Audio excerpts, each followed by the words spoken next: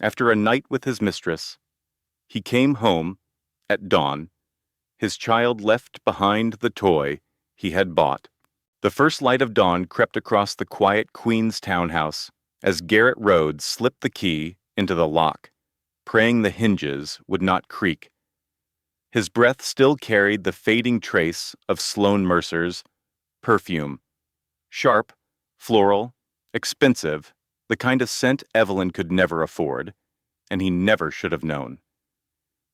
He stepped inside, shoulders tense, blazer slung over one arm, his shirt wrinkled from a night he swore he would never admit to. Then his foot struck something. A sharp plastic clatter echoed down the hallway. He froze. Right under his shoe lay Caleb's police cruiser toy, the one Garrett had bought in a guilty rush during his late-night meeting excuse.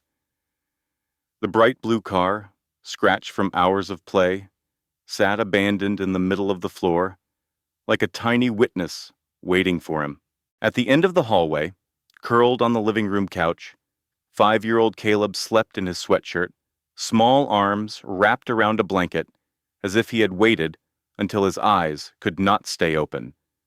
Beside him, a lamp burned low, proof he had been awake far too late. And in the armchair next to him, Evelyn Rhodes stirred.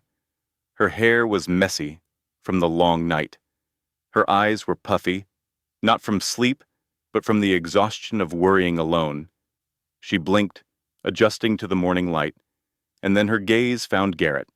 Shirt half-tucked, tie missing, hair tousled, carrying the unmistakable scent of betrayal. She did not speak at first. The silence said enough. Before we continue, I want to share something important with you. This story is about more than betrayal. It is about recognizing the warning signs before it is too late. It is about understanding that your worth is never determined by someone else's inability to see it. And most importantly, it is about learning that sometimes the people who hurt us the most are the ones who reveal our greatest strength. If you have ever felt invisible in your own home, if you have ever wondered whether the life you built was real, if you have ever questioned your own sanity because someone made you feel crazy for noticing the truth, this story is for you. Stay with me until the end, because the lesson Evelyn learns will change how you see yourself forever.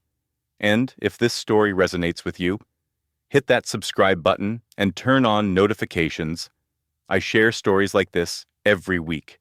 Stories about women who refused to be silenced, who found their power when everyone told them they had none. Now, let us continue.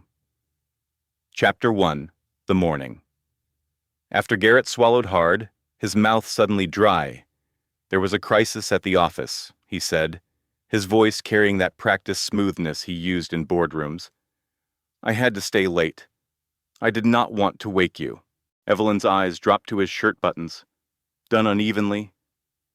She always buttoned them for him when he rushed for work. He never made mistakes like that. Her gaze rose again, slower this time, and the pain behind it cut deeper than any accusation. Caleb waited for you, she whispered, voice trembling just enough to betray the hurt she tried to hide. He thought you were coming home to read him the new book. He kept asking, "Where is Daddy? When is Daddy coming home?" Garrett shoved his hands into his pockets.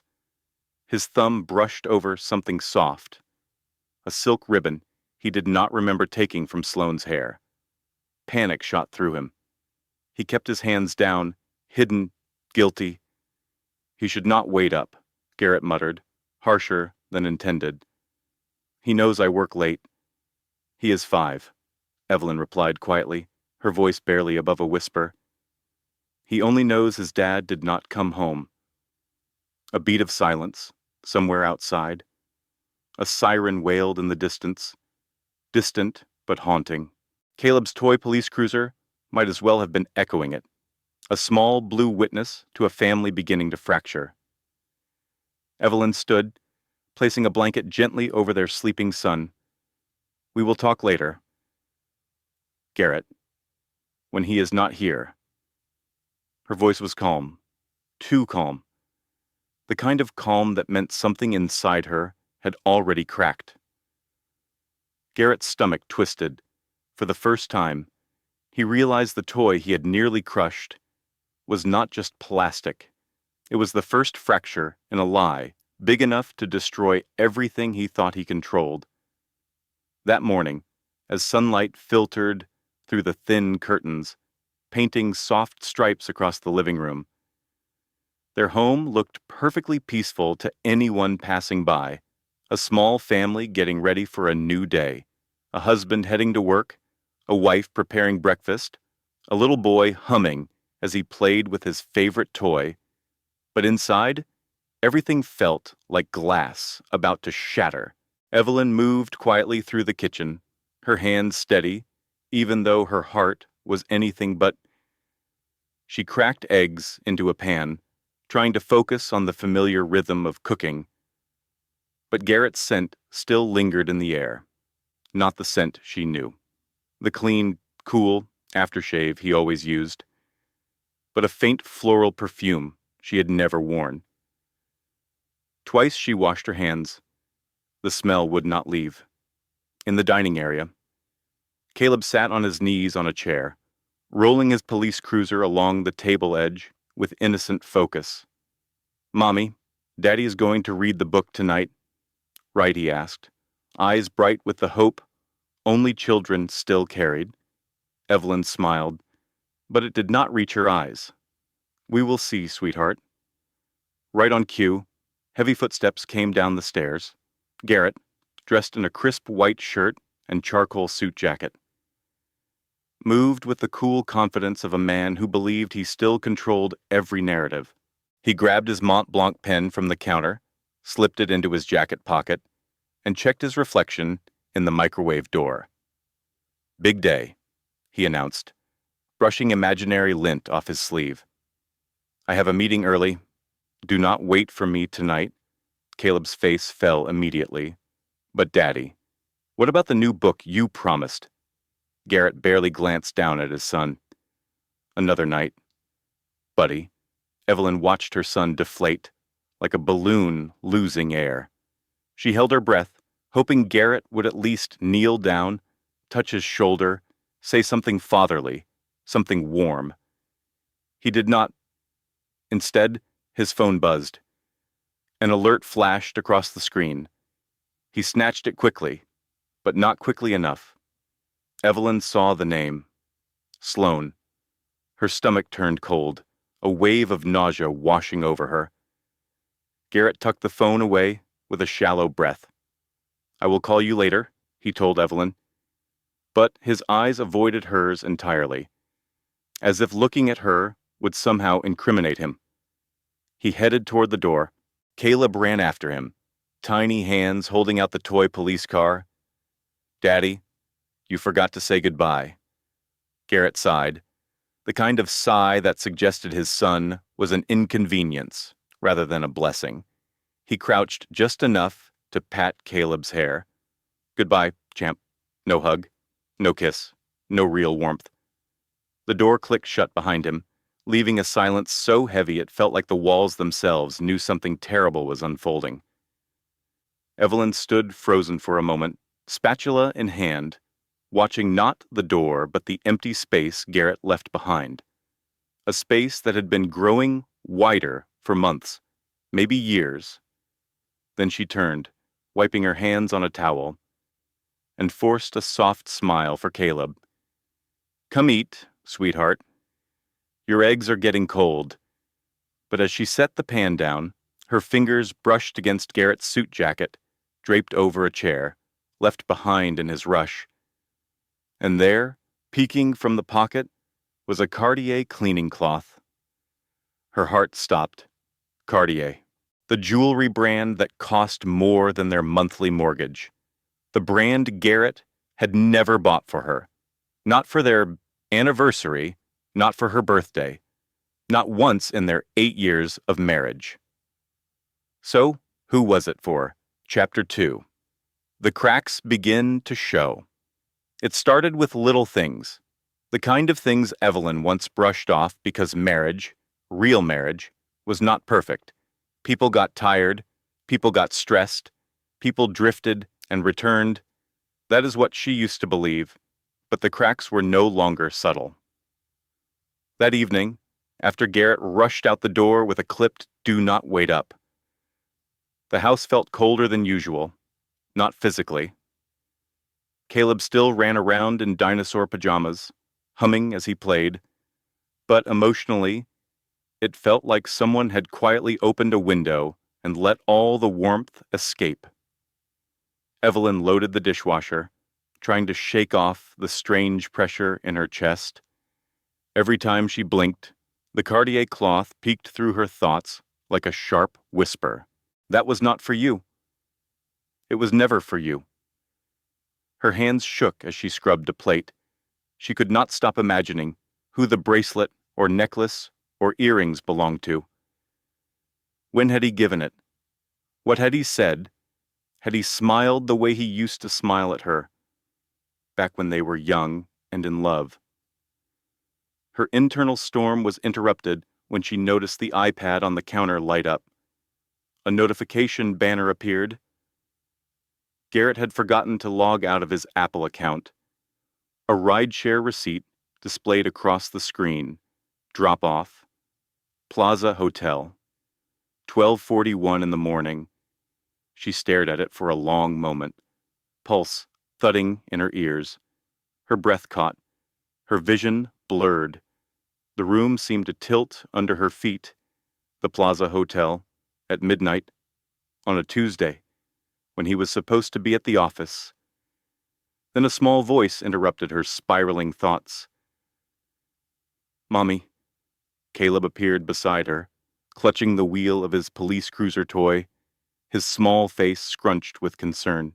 "Are you sad?" Her first instinct was to lie, to wrap her son in a bubble where adults did not break promises and love did not disappear overnight. But her throat tightened, and all she could manage was a soft, "Mommy is just tired, sweetheart." Caleb crawled into her lap, warm and trusting. The innocence of a child could both heal and destroy. "Daddy said he was working," he murmured, eyes drooping. "He said he promised." Evelyn froze. He promised. The word sliced deeper than the receipt, deeper than the perfume, deeper than anything, because Garrett had lied to Caleb too, not just to her. He had looked into their son's trusting eyes and lied. Later that night, after putting Caleb to sleep with a story and 3 extra kisses, Evelyn wandered into the hallway. The house looked different now, colder, unfamiliar, almost hollow. Garrett's office door was slightly open. Maybe it was instinct. Maybe she already knew what she would find. But she stepped inside.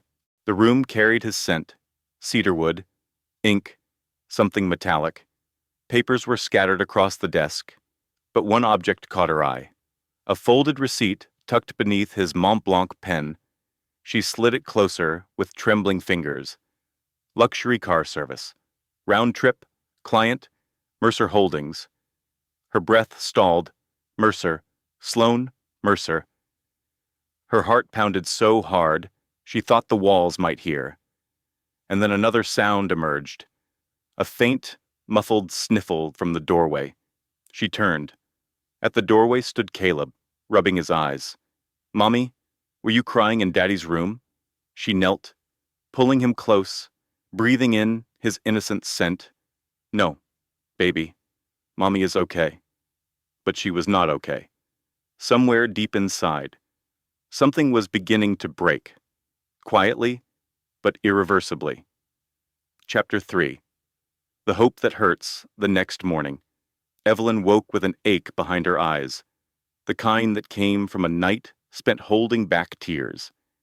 She moved quietly, preparing Caleb's lunch while the house remained too still. Garrett had already left. No goodbye. No explanation.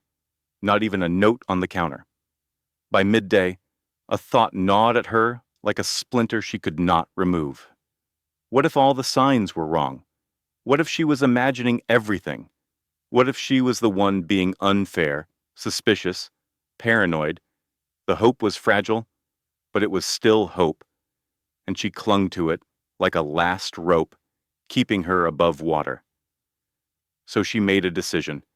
She would surprise Garrett at his office with Caleb, just like the old days.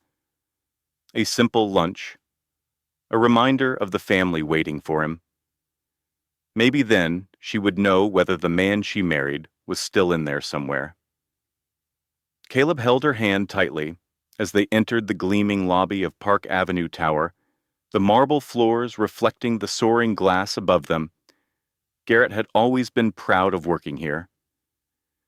"This place is the future," he used to say, his voice full of ambition and dreams that once included her. Evelyn approached the receptionist with a hopeful smile. "Hi, we are here to see Garrett Rhodes." The woman smiled politely, then hesitated. "He is not in a meeting right now, but he did step out briefly." "Step out," Evelyn repeated. "Do you know where?" Before the receptionist could answer, Caleb tugged on Evelyn's sleeve and pointed toward the wide glass doors leading to the street. "Mommy, look!" A pair of figures were walking toward the curb, Garrett and a woman. Evelyn did not recognize at first, but then did, Sloane Mercer. They looked perfectly in sync, too close, too familiar, too comfortable. Garrett leaned down, saying something that made Sloane laugh, a soft, confident laugh Evelyn had never heard directed at herself. Sloane's hand brushed Garrett's arm lightly, like a touch she had repeated many times before. Evelyn's breath caught. Her legs turned to stone. She watched, frozen, as Garrett reached out and tucked a loose strand of Sloane's hair behind her ear, a gesture he used to do to Evelyn when they were dating. Before stress, before lies, before whatever this was, Sloane leaned into him, and for a moment the world went silent. No traffic, no lobby chatter, no sound except the cracking of something inside Evelyn's chest. Caleb whispered, "Mommy, is Daddy hugging that lady?" Evelyn could not answer. She could not breathe. Then Garrett's gaze lifted. He saw Evelyn and Caleb standing there like ghosts from a life he thought he could hide. His face drained of color. He dropped his hand from Sloane so fast she flinched. "Evelyn, wait."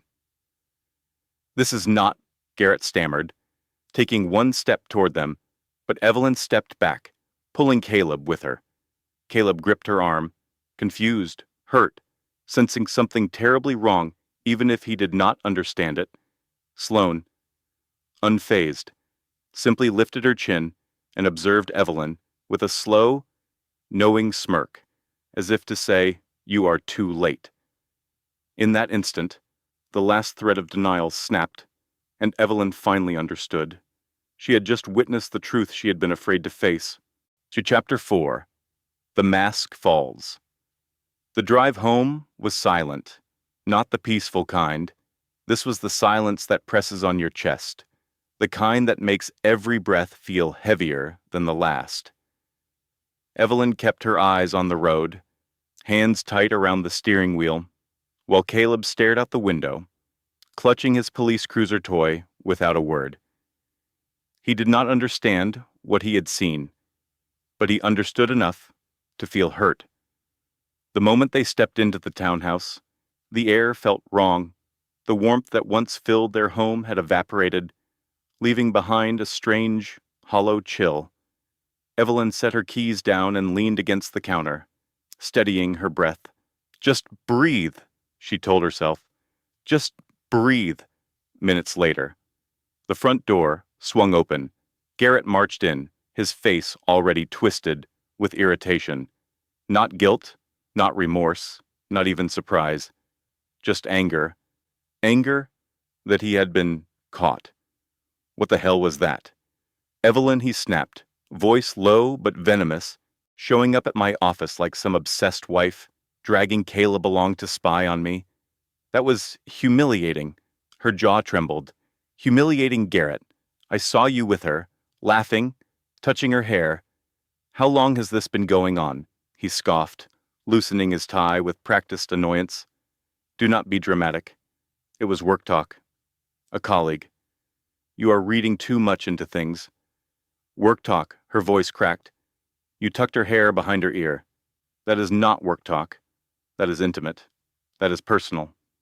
He flinched, barely, but enough for her to see truth flash in his eyes. Then the mask returned, cold and dismissive. You are reading too much into things, he muttered. You always do. This is exactly why we fight. You cannot control your emotions. You overreact to everything. Evelyn swallowed hard. Garrett, please, just tell me the truth. I deserve that much. After 8 years of marriage, I deserve honesty. Instead of answering, he poured himself a drink. Whiskey, 2 fingers. He downed it in one swallow, then slammed the glass on the counter. You know what your problem is, he said, pointing the empty glass at her. You have become boring, predictable. You stay home, you take care of the kid, you wear the same cardigan 3 times a week. I need a partner who understands ambition, someone who pushes me to be better, not someone who drags me down. Evelyn's breath hitched like she had been punched. I drag you down. I left my nursing career to raise our son. I held this family together while you climbed your precious corporate ladder. Garrett slammed his fist on the counter. And look how far I have gotten. Do you think I could walk into boardrooms with you, constantly needing reassurance, slow? He stopped himself mid-word. But it was too late. He had almost said her name. Sloane. Caleb peeked from the hallway, his small face worried. Mommy. Daddy. Why are you yelling? Garrett pinched the bridge of his nose. Go to your room. Caleb, this is not your concern. The boy flinched at the cold tone, clutching his toy tighter as he disappeared down the hall. Evelyn's eyes filled with tears, not from weakness, but from something inside her, finally breaking beyond repair. You promised us a family, she whispered. You promised him. You promised me. Garrett shrugged and reached for his phone. Promises change. Evelyn, people change. You will adjust. It was the moment Evelyn realized he did not just betray her. He did not believe she had the strength to walk away. He thought she was trapped. He thought she was weak. But that would be his first mistake. A moment of truth. Let me pause here for a moment, my friend, because this is important. What Garrett just did has a name. It is called gaslighting. He took Evelyn's valid concerns, her pain, her observations, and he twisted them into accusations against her. He made her question her own reality. If someone in your life has ever told you that you are too emotional, that you are overreacting, that you are imagining things when you know what you saw, that is manipulation, that is control, and it is never, ever your fault. The truth is, people who cheat often attack their partners first. They make you feel crazy, so you stop trusting yourself. They make you feel small, so you stop fighting back. They isolate you financially, emotionally, socially, so you believe you cannot survive without them. But here is the thing they do not want you to know. You can survive. You can thrive. You are stronger than they ever gave you credit for. Remember that as we continue. Chapter 5. The lowest point that night, after the shouting had settled into cold silence, Evelyn Rhodes felt smaller than she ever had in her entire life. Garrett had shut himself in his office with another drink, the door locked as if she were the intruder in her own home. The house was dark except for the soft glow from Caleb's bedroom, where she sat at the edge of his bed, watching his chest rise and fall as he slept. She smoothed his hair back, blinking away the tears that kept gathering despite her best efforts. He did not deserve this. He did not deserve a father who walked out emotionally long before he walked out physically. When she finally returned to the hallway, exhaustion hit her like a wave. She leaned against the wall, sliding slowly to the floor. Her hands trembled. Her breath came out in small, uneven pulls. She was not just tired. She was unraveling. The living room felt ghostly, the half-finished laundry, the toys scattered across the rug, Garrett's abandoned whiskey glass on the counter. The Cartier cloth still sat where she had left it, mocking her with its quiet glamour. Then her phone buzzed. She almost ignored it. Expecting another automated bill reminder, she could not bring herself to open.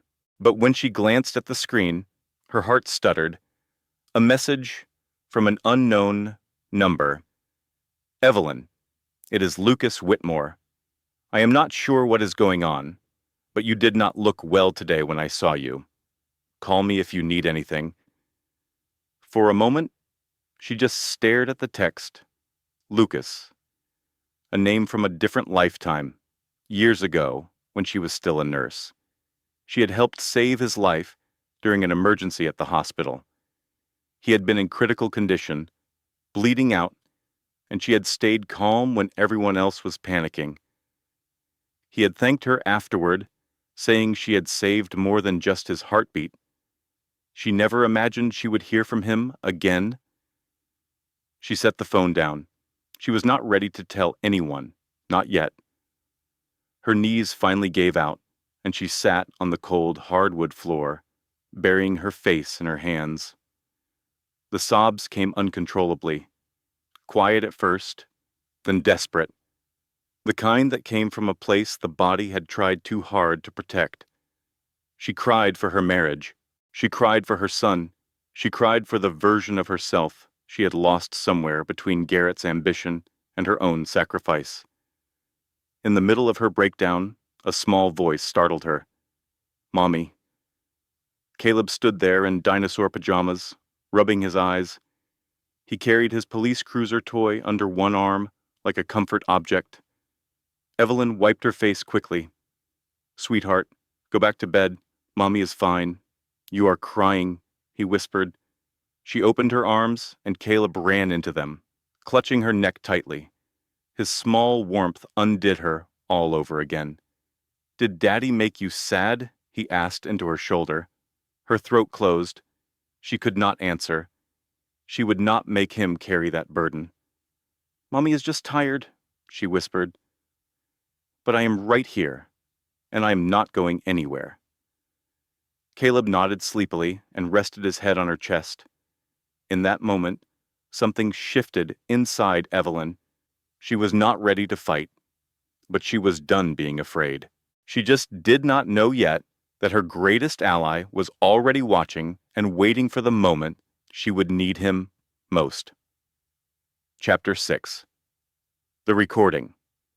2 days passed after the disastrous confrontation. The tension in the Rhodes household thickened like humidity before a storm. Garrett came home later, angrier, more defensive. He slammed doors and pretended Evelyn did not exist unless he needed something. Meanwhile, Evelyn lived in quiet survival mode, holding herself together for Caleb, hiding her heartbreak under the routine of breakfast, laundry, and bedtime stories. But the truth had already slipped out of Garrett's control late one evening after Garrett left again for another so-called meeting. Evelyn sifted through a stack of mail on the kitchen counter. Bills, statements, a charity flyer. Then her iPhone buzzed. A new message from an unknown number. You do not know me, but I know your husband, and you deserve to know the truth. Check the audio file. Attached was a single voice memo. She hesitated, glancing at the stairs to make sure Caleb was asleep. Then she tapped play. Garrett's voice filled the room. Cold, confident, careless. Evelyn. She is harmless. He was laughing lightly. She is dependent. She will not leave. She cannot. I have kept all the accounts under my name. If she walks out broke. Another voice, Sloane Mercer, smooth as silk. And the kid. He is attached to you. Is he not? Garrett scoffed. He will get over it. Kids adapt. Besides, once the promotion is locked, I will have grounds to push for custody. Evelyn cannot afford a custody fight. She does not even know where half our money is. Silence. Then Sloane whispered something that chilled Evelyn to her core. As soon as you get that vice president position, we move forward, no more hiding. Garrett hummed in satisfaction. Exactly. Once I am vice president, I am untouchable, and Evelyn becomes irrelevant. The recording ended. Evelyn's hand flew to her mouth, stifling a sob. Her knees weakened, and she sank onto the dining chair as though the world had tilted beneath her feet. It was not just cheating. It was not just betrayal. He was planning to erase her, financially, emotionally, legally. The man she had built a life with was not just unfaithful. He was ruthless. He was calculating. He had been planning her destruction while she was making his breakfast. Her phone buzzed again. Another message from the same unknown number. There is more. He is not who you think he is. If you want everything, meet me tomorrow at 2 in the afternoon. Café La Bresa, Brooklyn. Do not tell him. Her pulse hammered. Fear, relief, dread, hope, all tangled into one confusing knot. Who was this person? Why help her? How much did they know? 1,000 questions swirled. But one thing was certain. Someone wanted her to win. Someone inside Garrett's world. Someone with access. She tightened her grip on her phone. This was not just betrayal anymore. This was war. And for the first time, Evelyn was not the only one fighting. Chapter 7. The Alliance. The next afternoon, Evelyn Rhodes stood outside Café La Bresa, a small Brooklyn coffee shop tucked between a flower stand and a vintage bookstore. The bell above the door jingled as she stepped inside. The warm scent of espresso mixed with the faint sound of jazz humming overhead. Her palms were damp. She kept checking the time, 1:58 in the afternoon. She chose a corner table facing the entrance. Her heart pounded with every person who walked in. A mother with a stroller, a pair of college students, a delivery driver. No one who seemed like they had secretly recorded her husband plotting to destroy her life. Then, exactly at 2 o'clock, a woman approached her table. Tall, mid-40s, sharp eyes behind thin metal glasses, a charcoal blazer, hair in a sleek bun. She moved with quiet authority, like someone used to boardrooms, not cafes. She sat down without asking. "You do not know me," the woman said, voice low but steady. "My name is Marion Pierce. I am a senior auditor at Mercer Holdings." Evelyn blinked. Mercer. As in Sloane's family, Marion nodded. "I oversaw the internal review for the merger proposal your husband is bragging about. Which, by the way, he is dangerously unqualified for." Evelyn stiffened. Hearing someone else say his name in that context felt oddly jarring, almost surreal. Marion folded her hands. "I sent the recording, and I am contacting you because things are worse than you think." Her throat tightened. "Worse. How Garrett is not just cheating," Marion said calmly. "He is funneling personal expenses through corporate accounts, hotel rooms, car services, jewelry, all charged as client meetings." Evelyn felt her stomach twist. And if this continues, it could trigger a federal audit, securities fraud, wire fraud, tax evasion. The kind of charges that end careers and start prison sentences? Evelyn stared at her. Why tell me? Why now? Why help me? Marion sighed, leaning back, because Sloane thinks she can run the company through Garrett. And Garrett, blinded by ambition, is letting her, but he is sloppy, reckless. If he drags Mercer Holdings into scandal, hundreds of jobs could be affected, including mine. So you are protecting yourself, Evelyn whispered. And you? Marion replied. You are the only person with enough motive to expose him without looking like a corporate plant. You are the wronged wife. The courts will believe you. The press will believe you. Evelyn swallowed hard. I do not want revenge. I just want to protect my son. That is exactly why you will win, Marion said softly. But you need protection first. She slid an envelope across the table. Inside were printed statements, highlighted expenses, and Evelyn's breath hitched. An itinerary Garrett had used last month listing a client retreat in Los Angeles. The hotel, the Beverly Hills Ritz-Carlton, 2 guests, 1 room. Her chest constricted, proof. Actual, undeniable. Proof, Marion lowered her voice. This is enough to destroy his promotion, his credibility, and his leverage in family court. Use it wisely. Evelyn stared at the documents, hands trembling. Why are you risking your job? Marion's expression softened for the first time. Because I watched my sister go through the same thing. She did not get help until it was too late. I will not let that happen to another woman. Then she leaned in, her voice nearly a whisper. And because someone you know is also watching out for you. Evelyn froze. Someone I know. Marion nodded. Lucas Whitmore. He contacted me this morning. The world tilted. Lucas. Why would he? Marion stood. There is more coming. Stay strong, Evelyn. Then she walked out, leaving Evelyn breathless, holding the first real weapon she had ever had, and the terrifying realization that she was no longer fighting alone. Chapter 8. The Counterattack. Garrett sensed it the moment he walked through the door that evening. The shift in the air. Evelyn was not hovering anxiously the way she usually did when he arrived late. She was not pleading for answers or offering a lukewarm dinner reheated twice. She sat at the dining table with a calmness that felt foreign, unsettling, almost dangerous. Her hands rested on a plain envelope, and Garrett froze.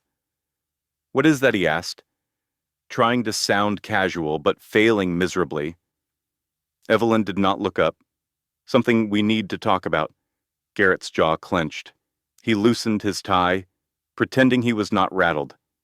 If this is about earlier, it is about everything, she said quietly. He swallowed hard. Evelyn, do not start. But she pulled the papers from the envelope and slid them across the table.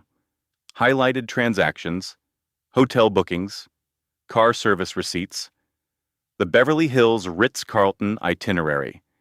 His name printed clearly, twice. Garrett's face drained of color. Where did you get this? He demanded.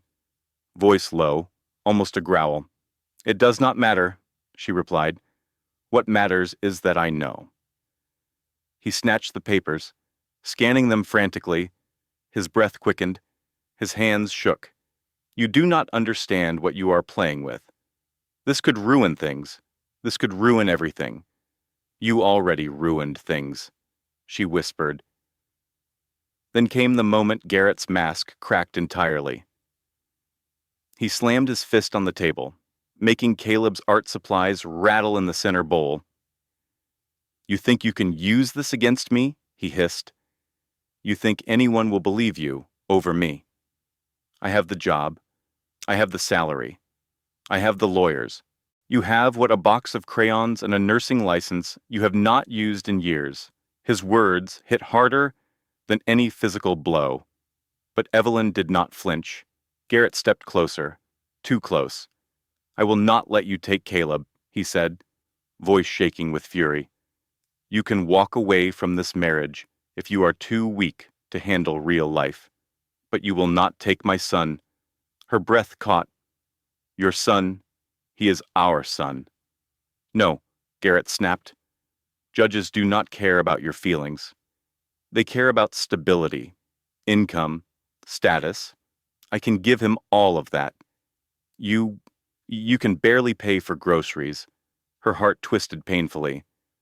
"You cut off my access to our accounts, and I will do it again," he snarled. "Try to fight me, and I will drown you in court filings until you beg me for mercy. Until you hand over Caleb because you cannot afford to keep him." Evelyn felt the room spin, not from fear this time, but from realization. This was no longer a broken marriage. This was a battlefield. Garrett straightened his jacket, regaining his icy composure. "Get rid of these papers. I am warning you. Evelyn, do not make this uglier than it needs to be." She stared at him, breathing hard, hands trembling beneath the table. Garrett smirked, certain he had regained control, but he did not notice the shadow in the hallway. Caleb, clutching his police cruiser toy, eyes wide with silent terror, having heard every word, and for the first time ever, he was not looking at Evelyn for comfort. He was afraid of his father. Chapter 9. The evidence grows. The house felt different the next morning. Heavy, tense, like the walls themselves were holding their breath. Evelyn moved quietly, her mind racing with every threat Garrett had thrown at her the night before. She had barely slept. Every time she closed her eyes, she saw Caleb's terrified expression in the hallway. Clutching his police cruiser, toy like a shield, she had to protect him. She had to protect herself. And that meant gathering proof. Real proof. Before Garrett made good on his threats, when Garrett left for work, slamming the door hard enough to rattle the frames, Evelyn waited until his car pulled away. Then she went into his office. Her hands shook as she opened drawers, searching through documents, receipts, anything that could expose the truth behind his lies. Most of the drawers were filled with dull corporate paperwork, but on the bottom shelf, shoved beneath an outdated laptop sleeve, she found a small black folder. Her heart thumped as she opened it. Inside were printed itineraries, meal receipts, and photos of credit card statements. Yet Garrett had once sworn he kept all finances digital. Why print these? And tucked between the pages was the most damning piece of all. A toy store receipt dated 3 weeks prior. 2 identical police cruiser toys, purchased at the same time. Her breath stalled. Garrett had told Caleb he bought the toy on his way home from the office, claiming he had seen it in a window and thought of him, but the timestamp on the receipt told a different story. It was purchased at 11:27 at night. Garrett was not at the office then. He was not home. He was not even in Queens. He was near the Plaza Hotel. And the second toy, who was it for Evelyn's stomach, twisted. She pictured Sloane's perfect smile, the way she had leaned into Garrett like she belonged there.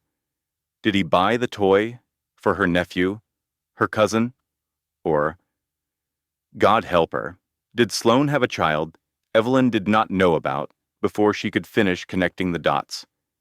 She heard small footsteps. Caleb stood in the doorway, rubbing his eyes. "Mama, why are you in Daddy's office?" Evelyn forced a soft smile. "Just cleaning up, sweetheart." He walked in slowly, police cruiser, toy clutched in one hand. "This toy I saw Daddy put another one in his bag one night. It looked the same. He said it was for a friend." Evelyn froze. "A friend." Caleb nodded innocently. A lady friend. He said she needed help, but he looked scared when he said it. The room tilted slightly. Her son had seen more than she realized. He remembered more than Garrett expected. She crouched, pulling Caleb into her arms. "Thank you for telling me, sweetheart. You did nothing wrong. You are such a good boy." And as she held him, something shifted inside her. Not fear this time. Resolve. Because the toy was not just a toy anymore. It was evidence. It was truth. It was the thread that could unravel Garrett's entire web of lies. And Evelyn was finally ready to pull. That evening, after Caleb was asleep, Evelyn sat on the couch with her phone in her hands, debating whether to reach out to anyone. She had been so isolated for so long. Garrett had systematically cut off her connections with friends, always finding reasons why she should not see them, always making her feel guilty for wanting a life outside their home. But now she needed help, and she was finally ready to ask for it. She texted her old college roommate, Sarah, who had always been protective of her. "Sarah, I know we have not talked in a while, but I need to tell you something. Garrett has been cheating on me, and he is trying to take Caleb. I do not know what to do." Within seconds, her phone rang. "Evelyn." Sarah's voice was sharp with concern. "I am so sorry. I knew something was wrong. You have been so distant the past few years. I thought I had done something wrong." Evelyn's throat tightened. "No, Sarah. It was him. He made me feel like I could not have friends. Like I was being disloyal to our marriage if I talked to anyone about our problems." "That is textbook isolation," Sarah said firmly. "That is what abusers do. They cut you off so you have no one to turn to." The word abuser hit Evelyn like a splash of cold water. She had never thought of Garrett that way. He had never hit her. But the emotional manipulation, the financial control, the constant criticism, was that not its own form of abuse? "Listen to me," Sarah continued. "You are not alone. My sister went through something similar. She has a lawyer, a really good one who specializes in cases like this. Let me connect you. Sarah, I cannot afford—" "Stop," Sarah interrupted. "We will figure it out. Women have to look out for each other. Evelyn, that is how we survive." And just like that, the net began to form. Sarah connected her to her sister Rachel, who had divorced her own controlling husband 3 years prior. Rachel connected her to a support group for women in similar situations. And that support group connected her to resources she never knew existed. Within a week, Evelyn had a network. Not just Marion and Lucas, but a whole sisterhood of women who had walked this path before her. They called themselves the Phoenix Circle. Women who had risen from the ashes of their former lives, and they welcomed Evelyn with open arms. The lesson of the toy. There is a lesson here that I want you to carry with you. Sometimes the things meant to hurt us become the very things that save us. A toy purchased in guilt, a receipt carelessly saved, a child's innocent observation. Truth has a way of surfacing. No matter how carefully someone buries it, truth rises. And the people who lie the most are usually the ones who leave the most evidence behind, because they believe they are too smart to get caught.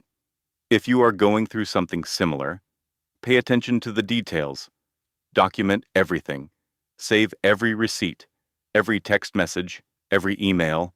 The small things matter. The small things win cases. Chapter 10. The Courtroom. The courthouse hallway buzzed with low murmurs and shuffling footsteps, but to Evelyn Rhodes, it all sounded like static. She sat on a hard wooden bench beside her attorney, palms cold, heart pounding. The polished floors, the towering ceilings, the scent of old paper and stress. Everything felt intimidating, designed to swallow people like her whole. But this was not about her. It was about Caleb. Across the hall, Garrett Rhodes stood with his high-priced lawyer, a man in a sleek gray suit who looked like he billed by the glare. Garrett wore confidence like armor, smoothing his tie, smirking when his eyes briefly met Evelyn's. He thought he had already won. He thought the courtroom belonged to men with money and arrogance. He had not understood that desperation, real desperation, could make a woman stronger than any dollar he owned. Mrs. Rhodes, the bailiff called. It was time. Inside the courtroom, Evelyn sat at the petitioner's table, hands clasped tightly. Her attorney whispered, "Remember, truth is on our side." But truth did not feel like enough when Garrett walked in behind a wall of confidence, carrying the polished presence of a man used to controlling every room he entered. The judge, a middle-aged woman with tired eyes and a voice that brooked no nonsense, adjusted her glasses. "We are here to discuss temporary custody and financial arrangements during the separation." Garrett's attorney rose first. "Your Honor, my client has grave concerns about Mrs. Rhodes's emotional stability. She has a history of erratic behavior, including entering Mr. Rhodes's office without permission, taking private documents, and involving the minor child in marital conflict." Evelyn's breath caught. Erratic, unstable. He was already rewriting the narrative. Her lawyer stood calmly. "Your Honor, what Mrs. Rhodes discovered in that office were financial documents showing misuse of corporate accounts and evidence of Mr. Rhodes's extramarital activities." A faint ripple moved through the courtroom. Garrett stiffened. His lawyer forced a scoff. "Accusations without proof." "We have proof," Evelyn's attorney said, placing a stack of documents on the evidence table. Hotel records, rideshare receipts, a toy purchase used to create a false alibi, and a recording in which Mr. Rhodes clearly states he intends to cut Mrs. Rhodes off financially and pursue full custody to destabilize her. Garrett's face drained of color. The judge lifted a brow. "Mr. Rhodes? Is this true?" Garrett rose abruptly. "Your Honor, that recording was taken without my consent. This is a witch hunt. Evelyn is trying to destroy my career because she is threatened by my success." Evelyn swallowed hard. "I am trying to protect our son." Garrett shot her a glare sharp enough to cut. The judge held up a hand. "Enough. I have no interest in your marital disputes, but I am deeply concerned by the evidence of coercive financial control and the father's stated intention to manipulate custody." Garrett's jaw dropped. "Manipulate. I was just—" "Temporary joint custody," the judge ruled firmly. "But Mr. Rhodes, you are ordered not to restrict Mrs. Rhodes's access to funds. Any violation will weigh heavily in future decisions." Evelyn exhaled shakily. For the first time, Garrett was not untouchable, and he knew it. Chapter 11. The Guardian Angel. The courthouse steps felt colder than they should have under the late morning sun. Evelyn walked down them slowly, still shaking from the hearing. She had survived. Barely. But the weight of Garrett's glare lingered like a bruise. As she reached the sidewalk, her phone buzzed. A single text. "We need to talk. I can help you. L.W." Her breath quickened. Lucas Whitmore. He asked to meet at a quiet bench overlooking the East River. When she arrived, Lucas was already there. Tall, composed, dressed in a navy coat that matched the calm authority in his posture. But when he stood, his expression softened. "Evelyn," he said gently, I am sorry you are going through this. She tried to smile. It faltered. You saw the hearing. No, he replied, but Marion Pierce filled me in. She reports to the charity board my foundation works with. When she mentioned irregular activity involving Garrett, I recognized the name. Evelyn sank onto the bench, overwhelmed. So you know everything, Lucas nodded. I know enough to be concerned. Garrett is not just having an affair. Evelyn. He is playing with corporate funds, and he is digging himself into a pit he will not climb out of. A hollow ache grew in her chest. He said he would take Caleb from me.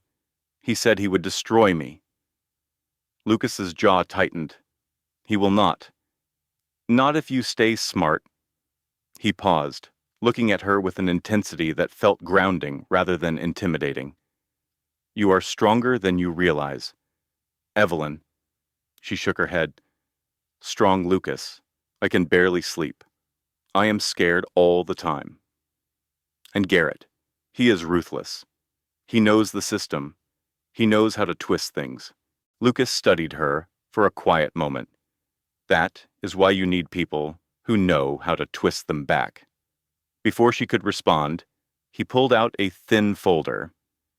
These are internal compliance notes related to Garrett's recent transactions, Lucas said. Nothing illegal yet, but enough to show patterns. It strengthens your case. Evelyn took the folder with trembling hands. You did not have to do this. I know, he said softly, but I wanted to. You saved my life once. Evelyn, in that hospital room, when everyone else was panicking, you stayed calm. You kept me alive. I never forgot that. Something in his tone made her chest tighten. Not with fear this time, but with an unfamiliar warmth. She had not felt seen in years. Not truly. Lucas leaned forward slightly. Evelyn, someone like you should not be fighting alone. Good people attract allies, even when they do not realize it. A gust of wind brushed her hair, and for the first time in weeks, she felt air fill her lungs, without pain. I do not know what comes next, she whispered. You do not have to, Lucas replied. Just know you are not alone anymore. And in that moment, sitting beside the man whose life she had once saved, Evelyn realized something powerful. Someone had come back to save hers. Chapter 12. The public humiliation the morning after her phone call with Lucas. Evelyn woke without dread pressing into her ribs. The air in the townhouse felt lighter, as if months of tension had finally seeped out through the cracks. But the peace was short-lived. Her phone buzzed with a message from Hannah, a mom from Caleb's school. Are you okay? I saw the post. I am so sorry. Evelyn frowned. Post. She opened the attached link and her breath hitched.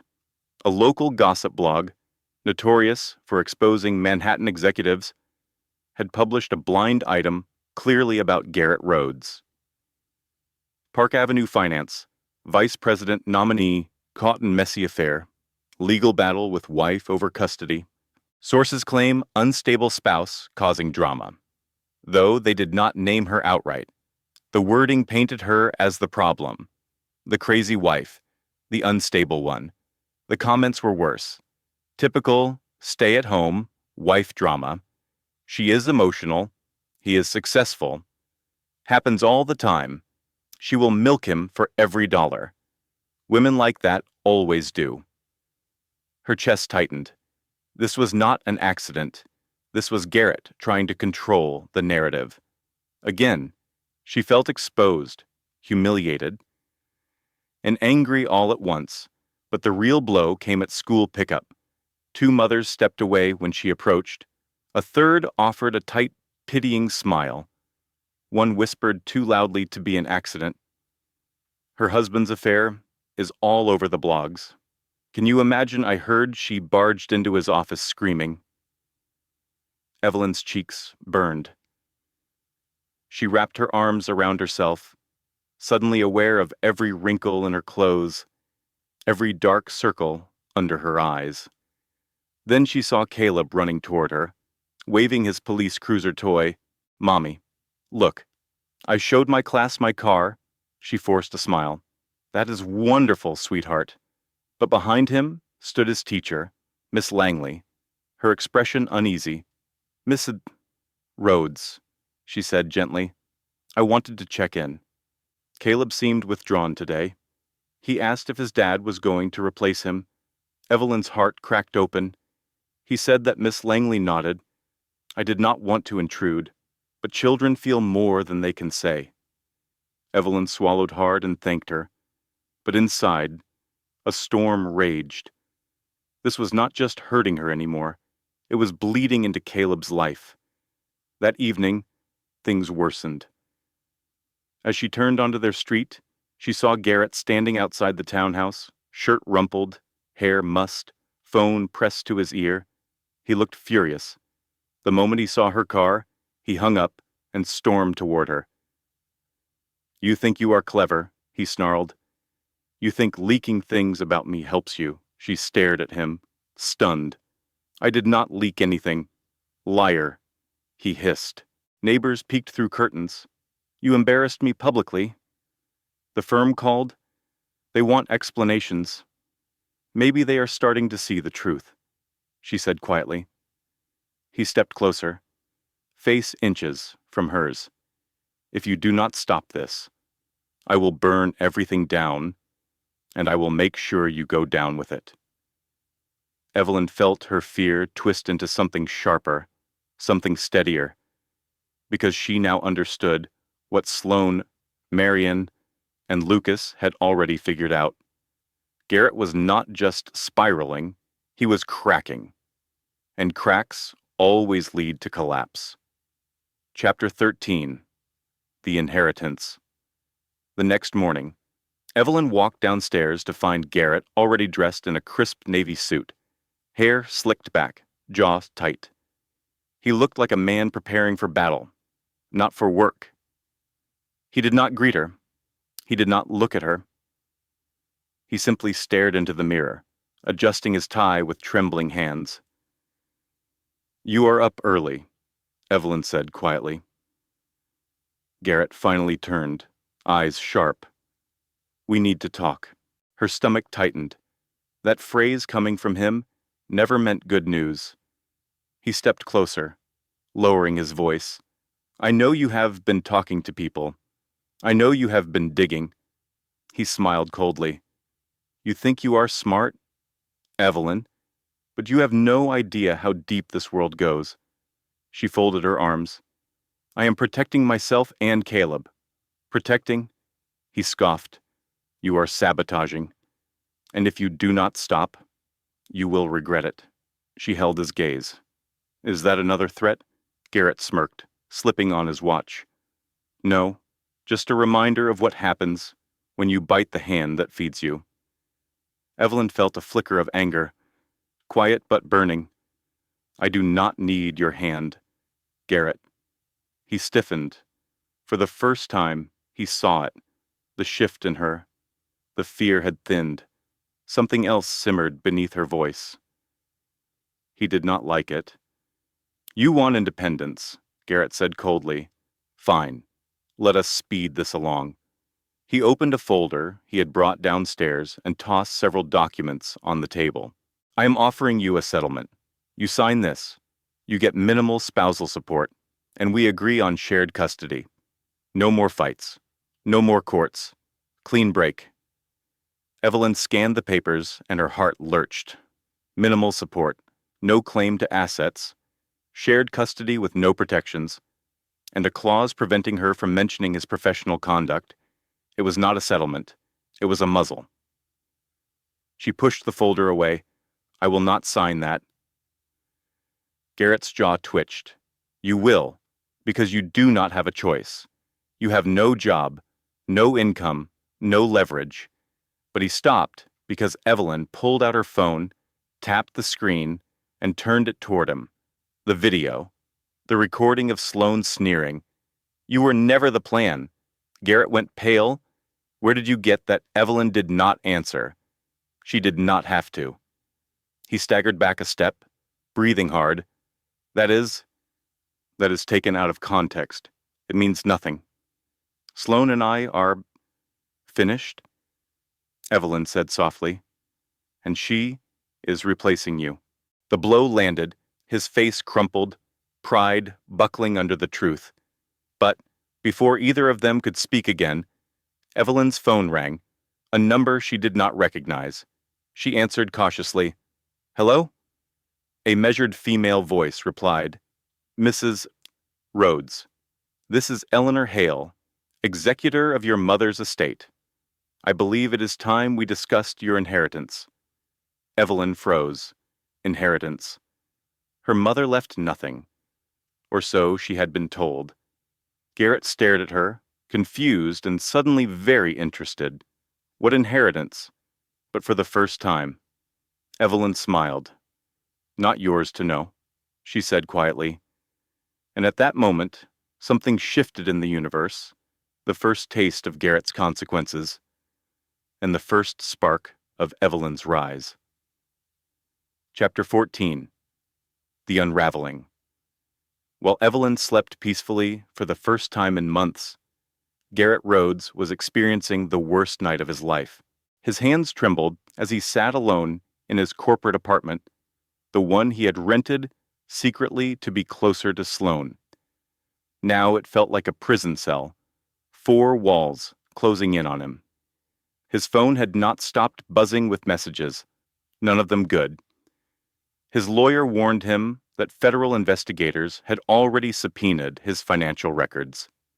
His bank had frozen 2 of his accounts pending review. And worst of all, Sloane had blocked his number. He poured another whiskey, his 5th of the night, and stared at the bottle. Is this really happening? He whispered to the empty room. He had spent years building his reputation. Years climbing the corporate ladder. Years convincing himself that rules applied to other people, not to him. Now all of it was crumbling, not slowly, not gracefully, but in a spectacular, public, humiliating collapse. He picked up his phone and tried calling Sloane again. Straight to voicemail. Sloane, please, you have to help me. We can fix this together. Call me back. Please. But deep down, he already knew the truth. She was never going to call back. He had served his purpose. And now she had discarded him like yesterday's newspaper. The irony was not lost on him. He had done the same thing to Evelyn. He had used her, taken her for granted, and planned to throw her away when she was no longer convenient. Now someone else had done it to him. Karma, it seemed, had excellent timing. Chapter 15. The Fall. The news spread through Manhattan faster than Garrett could deny it. By noon the next day, financial blogs, corporate forums, and even LinkedIn threads buzzed with one headline: Vice President nominee. Suspended amid internal misconduct review. They did not mention his name outright, but everyone in his industry knew. They always knew. By late afternoon, the whispers reached the marble lobby of Mercer Holdings, where Garrett stood frozen in front of the revolving doors. He had arrived determined to clear the air, convinced he could fix it all with charm and excuses, just as he always had. But when he tried scanning his badge, the screen flashed red. Access denied. A security guard approached, stiff and professional. Mr. Rhodes, you will need to come with us to collect your belongings. Garrett's mouth fell open. There must be a mistake. The guard did not blink. Sir, this is a directive from the board. Garrett followed him numbly to the elevator. The ascent felt like an execution. On the 42nd floor, the floor he once bragged he would rule, co-workers glanced up as he walked by. Some looked away quickly. Others watched with thinly veiled satisfaction. A few whispered, "Is that him?" Sloane really set him up. He should not have tried to drag her family into it. Sloane Garrett's heart hammered as he spotted her office door open. She stood inside, perfectly composed, wearing a cream-colored blouse and a calm smile. "Sloane," he breathed, stepping forward. "You have to tell them. This suspension is a misunderstanding. I defended you. I protected you. I did everything for you." She held up a manicured hand. "Garrett, do not make a scene." A scene, his voice cracked. "You promised we would build something together. You said you needed me." "I said I needed someone," she corrected smoothly. "Not necessarily you." His world tilted. "Sloane, please. After everything She sighed, almost bored. "The board asked me if your conduct compromised the company. I told them the truth. It did." Garrett staggered. "You threw me under the bus to save yourself." "No," she replied with a polite smile. "I replaced you. There is someone more competent waiting for your position. Someone who will not leave hotel receipts lying around." The guard beside Garrett cleared his throat. "Sir, your office."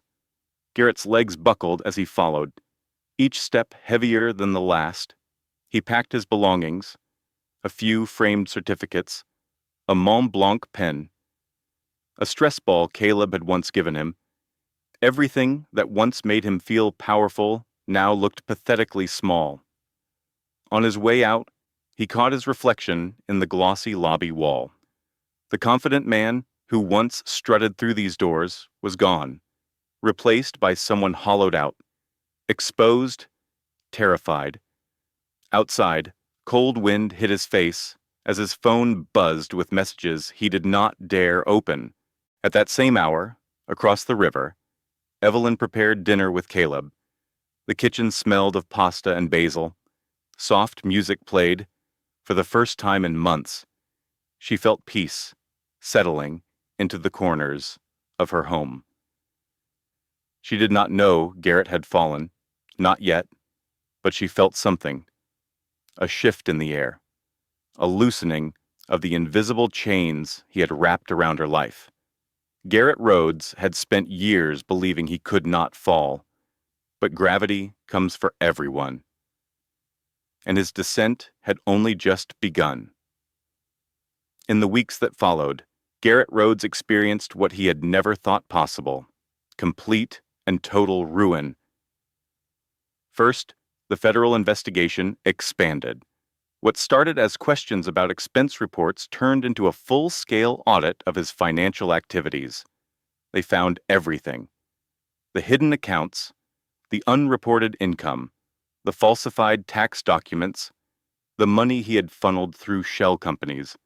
His lawyers delivered the news in a cold conference room. "Mr. Rhodes, we are looking at potential charges for wire fraud, tax evasion, and securities violations. If convicted, you could face 15 to 20 years in federal prison." Garrett felt his legs go weak. 20 years, but I was only. You were only stealing from your company and lying to the federal government. His lawyer finished. "That is exactly what we are dealing with." Second, his social circle evaporated overnight.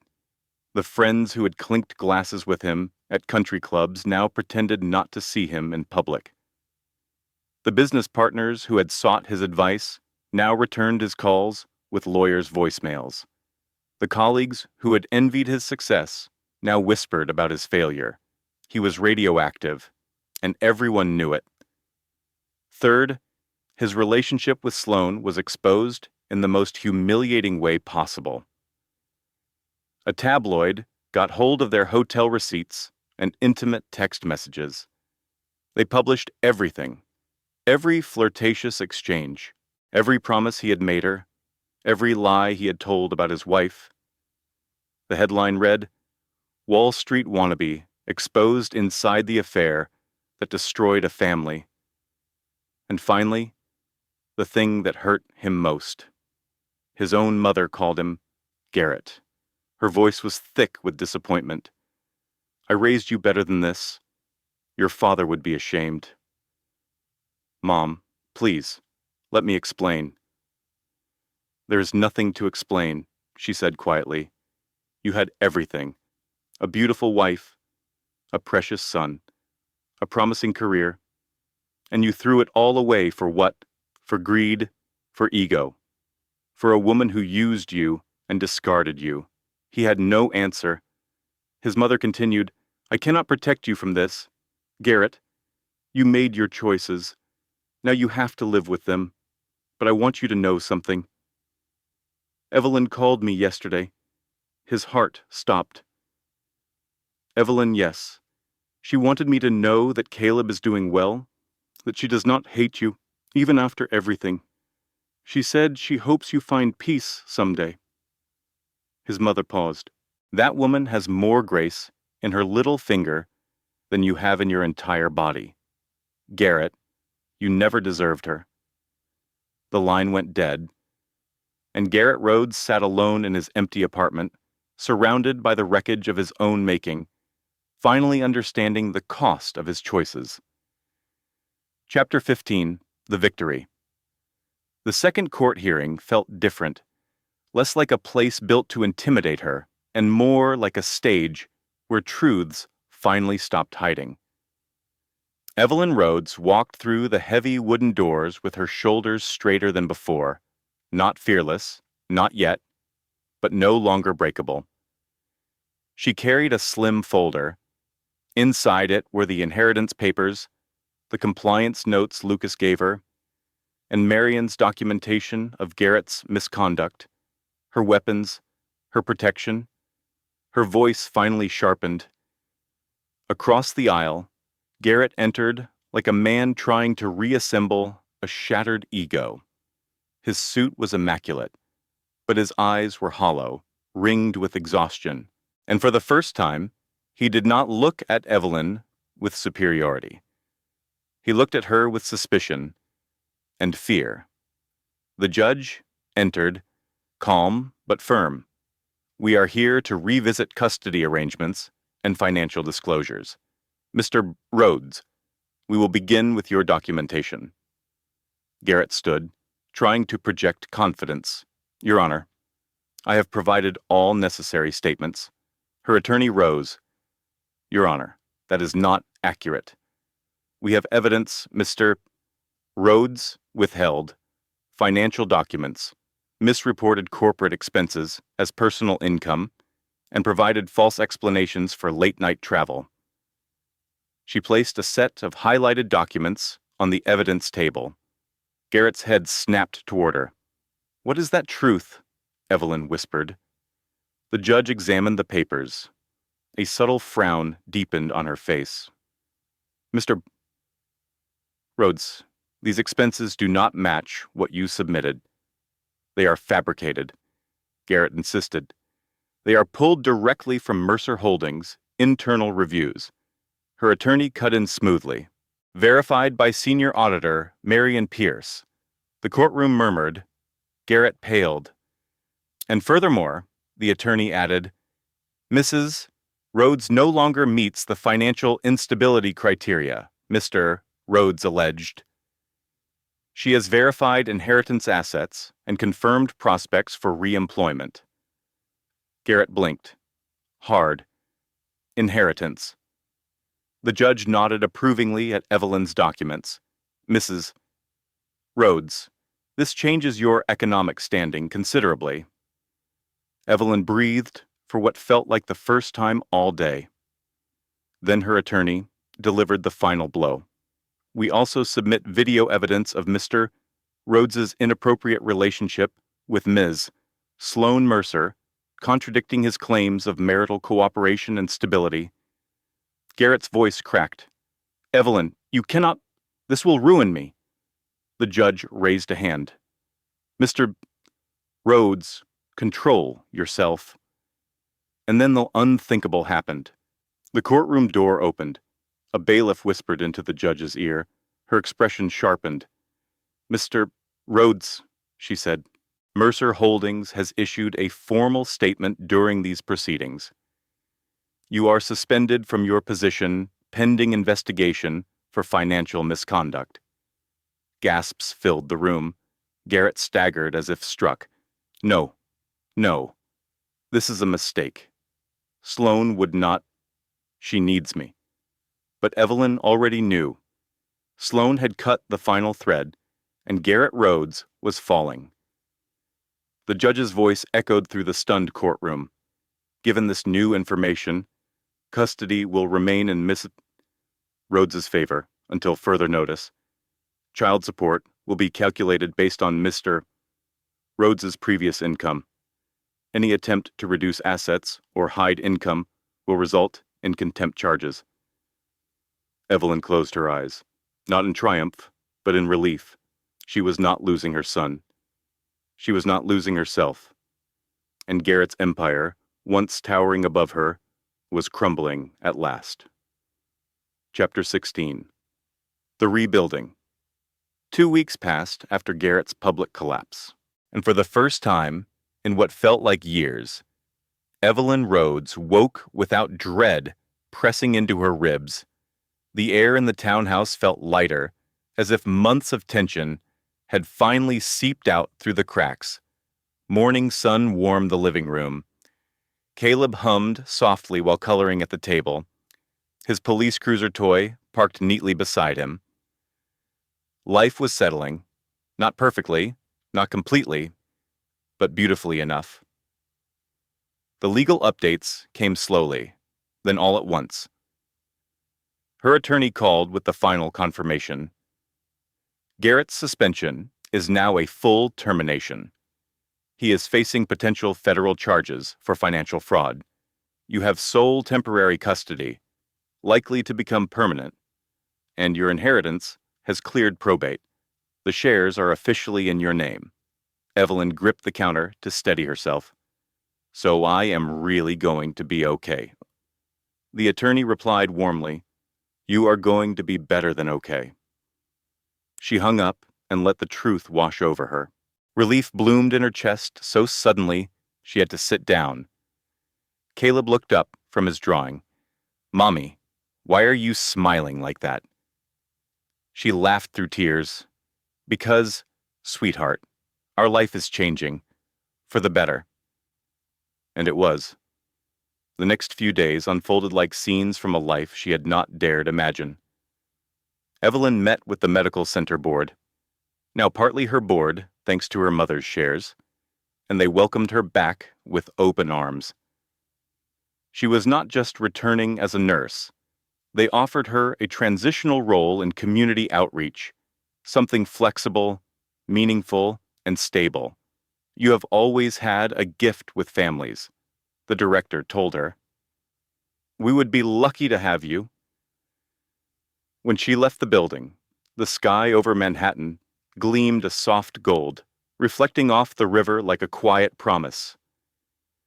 Her financial footing grew steadier, her confidence grew louder, and her home felt warm again. One evening, Lucas stopped by with takeout and a stack of paperwork she needed to sign for her new role. Caleb greeted him with an excited shout, tugging him toward the kitchen. Look, Lucas, Mommy made us a fort. Lucas ducked under the blanket roof, smiling at Evelyn as he settled beside Caleb. Impressive craftsmanship. He teased softly. His presence was steady, grounding. Gentle where Garrett had been sharp, patient where Garrett had been dismissive. And when he looked at her, it was not with pity. It was with respect, later. After Caleb fell asleep, they stood by the balcony overlooking the quiet street. Evelyn held her mug of tea close, letting the night breeze lift her hair. You are different now, Lucas said quietly. Different good or different bad, she asked. Different strong, he replied. Different free.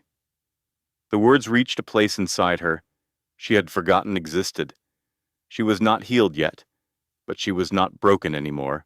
Her life, her real life, was finally beginning, and with every breath she took, she stepped farther away from Garrett's shadows and closer to a future filled with something she had never expected to feel again. Hope. Epilogue. 5 years later. The morning sun streamed through the windows of the Victorian home overlooking the Hudson River. Evelyn Whitmore, formerly Rhodes, stood in her kitchen preparing breakfast while the sound of laughter echoed from upstairs. Caleb, now 10 years old, raced down the stairs with his backpack. He had grown tall and confident, with his mother's warm eyes and a smile that lit up every room. "Mom, Lucas said he would help me with my science project after school," Caleb announced, grabbing a piece of toast. Evelyn smiled. "That is wonderful, sweetheart." "What is the project about resilience?" Caleb said. "We are studying how things bounce back after they get broken. Like bones healing, or forests growing back after fires." Evelyn's breath caught. Resilience. How fitting. Lucas came down the stairs, dressed for work, and kissed Evelyn on the cheek. "Good morning, Mrs. Whitmore."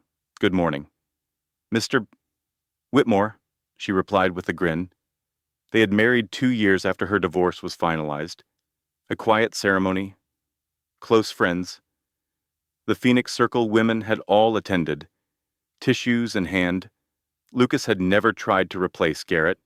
He had simply made space for Evelyn to become who she was always meant to be. And who she became was remarkable. Evelyn now ran the community outreach division of the Whitmore Health Foundation. She had helped hundreds of women escape situations like hers. She spoke at conferences about financial abuse and coercive control.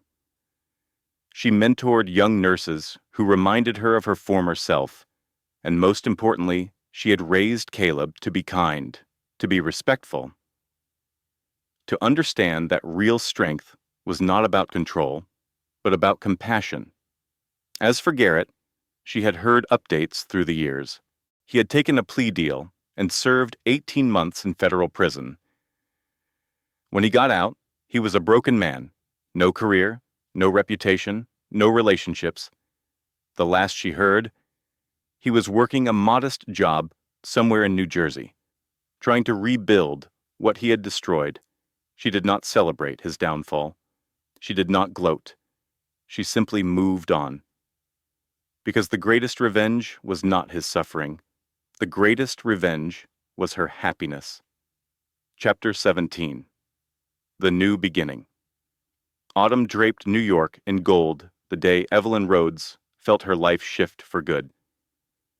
Leaves floated over the quiet path at Brooklyn Bridge Park, and the Manhattan skyline shimmered across the water like a brand new promise. Caleb ran ahead, laughter echoing as he pushed his beloved police cruiser toy along the wooden planks. Its wheels were wobbly, but still rolling, just like them. Evelyn watched him, a soft warmth blooming in her chest. She no longer woke with fear gripping her lungs. The house was calm, financial pressure had lifted, and her new role at the medical center filled her days with meaning instead of dread. Peace did not feel fragile anymore. It felt earned. She was standing in the glow of that peace when she saw Lucas Whitmore walking toward them, hands in the pockets of his coat, eyes finding hers with quiet certainty. Caleb spotted him and sprinted back, crashing into Lucas's legs with a hug. "Lucas, I showed my car the city." Lucas grinned. "I heard it had a big day." Evelyn's heart fluttered at the easy warmth between them. Lucas was not a replacement. He was not a fantasy. He was steady. A man who arrived without demands, without ego, without the need to be worshipped. He showed up simply because he cared. And today, he looked nervous for the first time since she had met him. "Evelyn," he said gently, "can we walk for a moment?" She nodded, letting Caleb race ahead again. They walked along the waterfront, the cool breeze brushing their shoulders. Lucas took a slow breath. "You once saved my life when you barely knew me," he said. "You showed up when I needed someone, even though you did not have to." "I never forgot that." She blinked, touched by the sincerity in his voice. "Lucas, I... when I saw what you were going through," he continued softly, "I wanted to help. Not because I owed you anything, but because I care about what happens to you." And to Caleb. A warmth spread through her, steadying and quiet.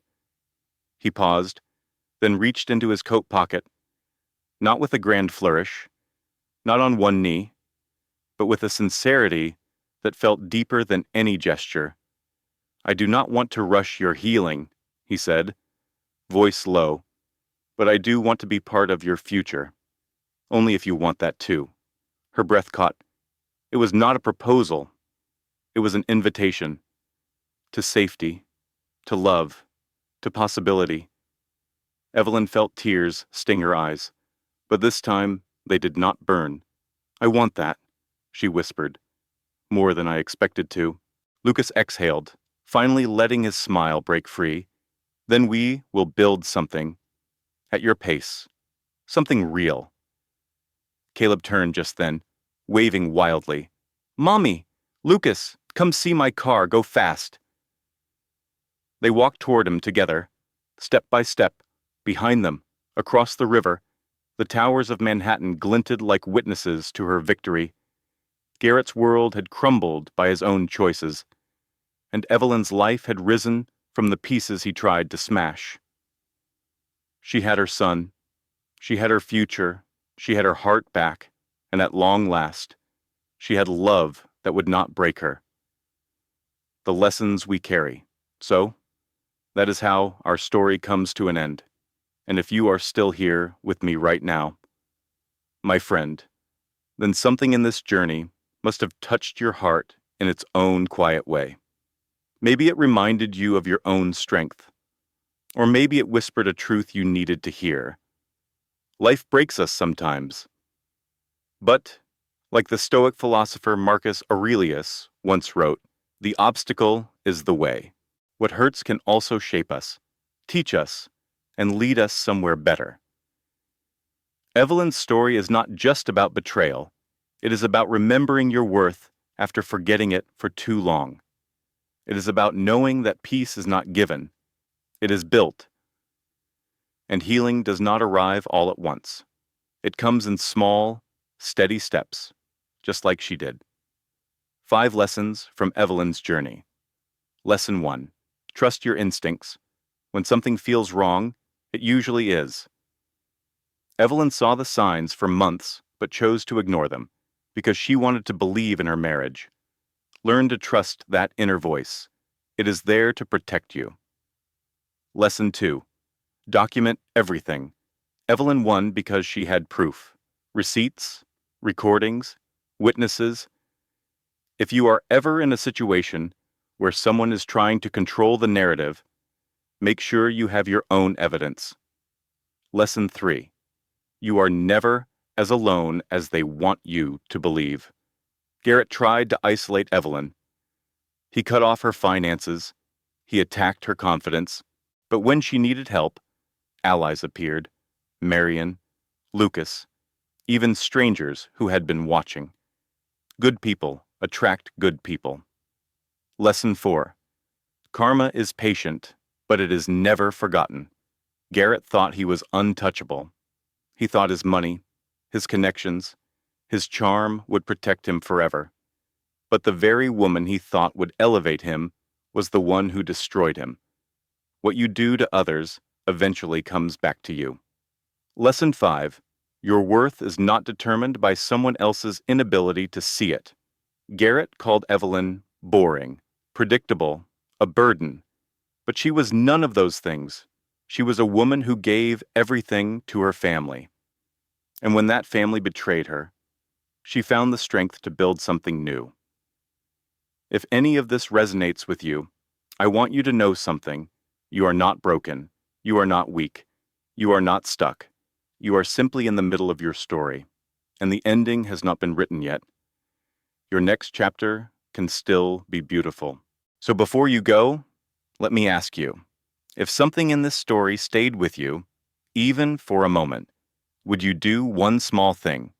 Hit the like button, share this video with someone who might need it, and subscribe to the channel so we can keep walking through these stories together.